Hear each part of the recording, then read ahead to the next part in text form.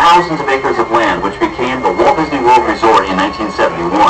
During the creation of the resort and later Epcot, the Mouse shuttled studio executives and Imagineers between Burbank and Orlando, making it the most used executive aircraft in the country. Appropriately, the Mouse retired here in 1992.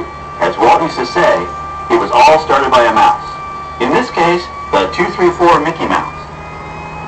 On our right, we once again sweep past the magnificent Mediterranean village of our Lights, Motors, Action Extreme Stunt Show. This high-octane attraction is based on the hit show from the Walt Disney Studios Park in France. In this action-packed production, you'll feel like you're right there on the set during the filming of a spy thriller, complete with custom-built cars, motorcycles, even jet skis. You'll experience the split-second timing, coordinated driving, and fiery special effects that make action movies a real blast.